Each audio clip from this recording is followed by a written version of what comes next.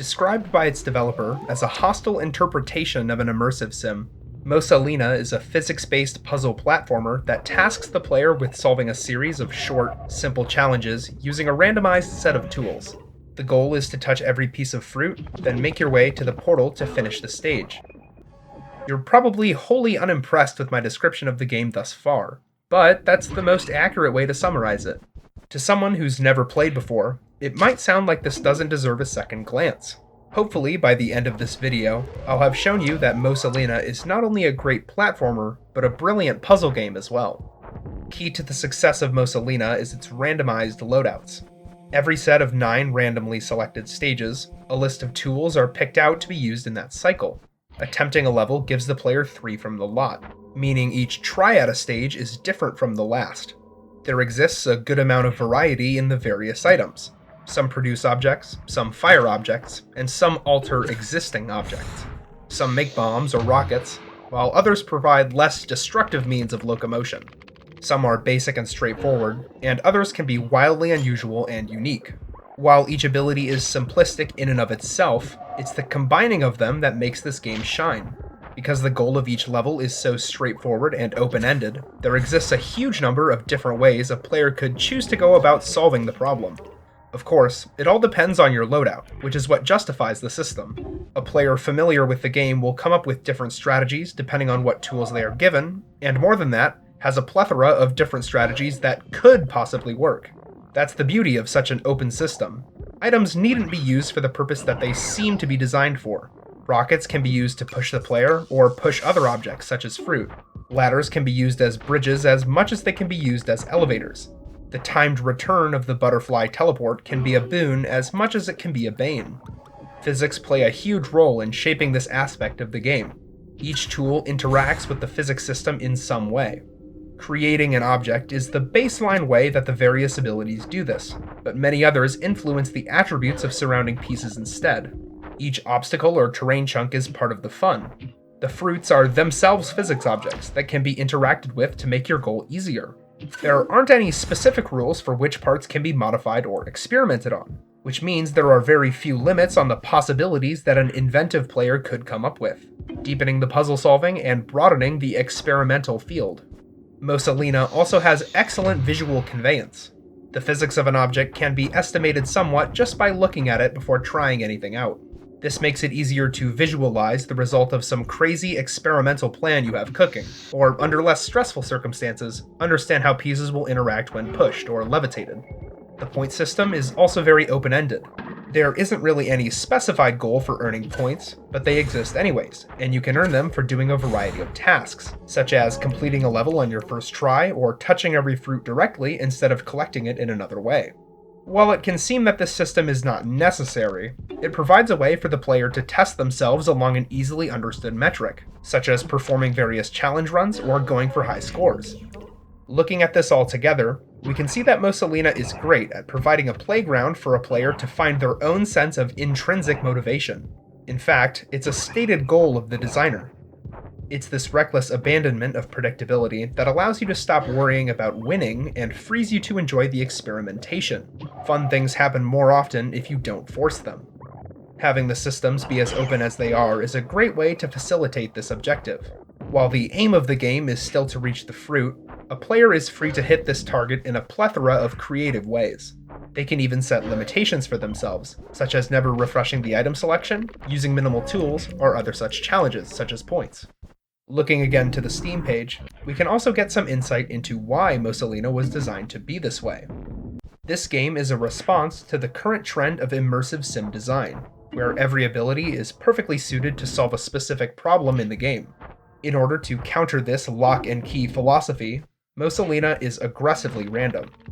In many games with tools that allow the player to overcome challenges, each individual ability or item is formulated as a fix to a specific issue. Take a tool that allows you to open a door or bypass a roadblock, for example. You get your opportunities to use it, but each available use is set in stone, especially if it's only used for a specific obstacle. This sort of lock and key approach to problem solving can be good to gate progression, but often fails to deliver interesting decision making or challenge. Obtaining this sort of ability flips a switch on, so to speak. The decisions and choices the player makes didn't become any more complicated or skillful, they simply changed. Where before you couldn't open that door, now you can. Where before you couldn't access that area, now you can. Once you have the tool in question, there isn't a choice of when to use it, nor how to use it. Those things are predetermined, which can put a significant damper on the player's ability to take credit for their puzzle-solving accomplishment. A great example of the opposite, a tool that accomplishes a wide variety of tasks in and out of puzzle-solving scenarios, is Tears of the Kingdom's Rewind ability. Sure, it gets tons of mileage in puzzle-focused settings, but it can also be applied to exploration and even combat. You can use it to steady an object after it starts slipping out of place, or reset the momentum of a vehicle and try again, or reverse an enemy's weapon through time. There's a huge amount of variety, where the tool is limited in large part by your creativity. This mechanical depth is facilitated by the lack of a specific flag allowing use of that ability. It's not restricted to use in certain scenarios. It can be pulled out at any time and experimented with, not to mention put to use accomplishing other tasks. That's one of the greatest strengths of both this game and its older brother, Breath of the Wild. Open-ended tools, put to use with a strong set of physics simulations that provide a huge opportunity for unique scenarios. To put it another way, Rewind is very context insensitive. It isn't allowed for use in only a specific game state, nor designed to only handle a certain scenario. It acts the same in every instance of its activation, which lets the player develop a solid grasp on how it works and how to use it, strengthening the player's certainty in its mechanics. Its depth comes not from a predetermined set of approved contexts of use, but rather from an implementation that allows creativity and experimentation far beyond what any developer could prepare for. The same could be said of every ability in Mosa Lina. While certain effects are more obviously applied to specific scenarios, such as using a teleport to cross a gap, the tools are generic in application and the levels open in possibility, which produces a massive amount of engaging, emergent behavior. You could even say that Mosa Lina's items are both less sensitive and more freeform than anything in either Breath of the Wild or Tears of the Kingdom, as every piece of the world, down to the ground you walk on, is a valid part of the simulation to be experimented on.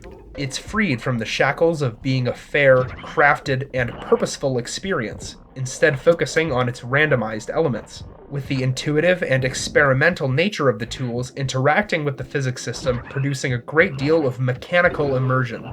In that way, Mosa Lina achieves a sort of near-perfect simplicity that's hard to discredit or disprove. That's some high praise to sing, but hopefully you see that I'm not just saying that. It's a genuinely well-designed gem. Its mechanics, systems, and level design all align to produce simple yet deep, understandable yet strategic, and free yet driven gameplay in an easy-to-learn, hard-to-master shell. There are a couple hitches, however. Using an ability is controlled with one button, and switching tools with another single button. Hopefully you can see the issue with having two buttons control 3 items. It's a pet peeve of mine when games that have no time requirement for switching weapons have that functionality anyways, as opposed to just having 2 shoot buttons. It can be much better for a player's sense of certainty in the controls to have separate buttons controlling separate actions, as opposed to having one button control the functionality of the other. Cuphead is an example of this. It would have been better to have a separate fire button for each of the 2 weapons, as there's no delay between shots when you press switch.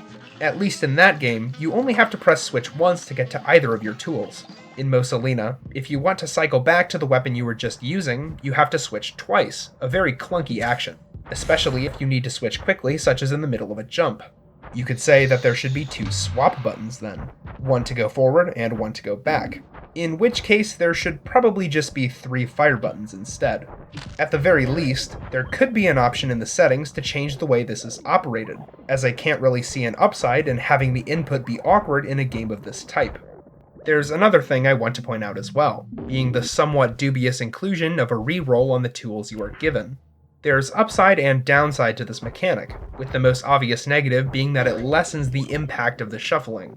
One of the reasons randomizing the tools that the player has access to is a good mechanic is that it forces a player to work with whatever they are given, helping them along in being more creative and thinking outside the box by limiting their options. Rerolling your selection minimizes this, as a player doesn't have to be saddled with abilities that they don't wish to have. On the other hand, if the game's focus is on facilitating a player's own intrinsic motivation through the lens of puzzle solving, you could argue that letting a player change how they approach the puzzles would be beneficial to this end.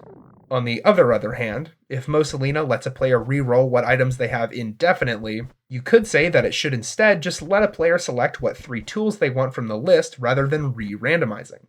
If there's no limit on the amount of times a player can retry for a specific combination, that's mechanically the same as letting the player choose any combination, albeit it takes more time if the player is really willing to repeatedly go for certain combinations of abilities. If there was no re-rolling, it would limit the player's options more concretely. If you could select what you wanted freely, it would prevent the time waste for players that repeatedly refresh the selection to get what they want.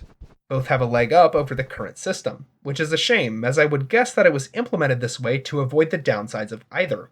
So, even though I don't think that this is a particularly biting mechanic, and something that is a very understandable inclusion, I have to conclude that it is a flaw if I'm being unbiased. I hate to end the analysis portion of this video on a low note, but I don't think that these are very large issues in the grand scheme of things. 2 small, understandable flaws in an otherwise wonderful title is a mark of excellence in my book.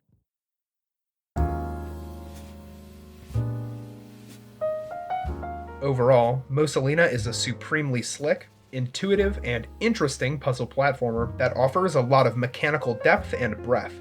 I would absolutely recommend it to people who enjoy immersive sim-style games, as it provides huge potential for experimentation and creativity.